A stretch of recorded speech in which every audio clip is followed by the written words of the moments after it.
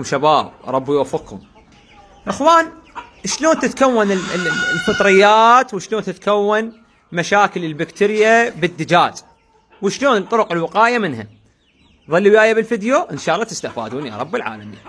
اول نقطة يا اخوان، اني اخلي علف يبات يم الدجاج ما يصير. يعني اخلي العلف شي فوق شي، عفته مالي طيتن اكل مال يومين، هذا ما يصير، راح يكون فطريات من الارضية واجل لكم الله الاوساخ، وهكذا راح يتكون عندي فطريات وتصير بالطير.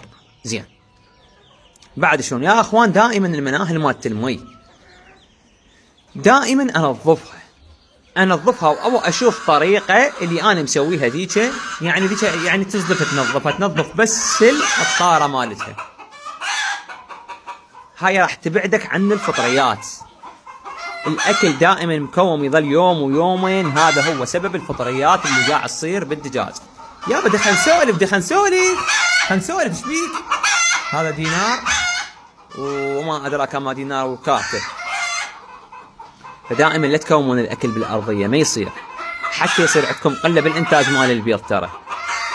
وقام يصيح بعد، واني ما ابي يعني اعيد الفيديو صراحه، راح اكمل الفيديو حتى لو يصيح. لا تكومون شو اسمه الاكل بالارض، نعل على روحك. اسكت، سالفتنا خلى سالفه في مال لا شباب.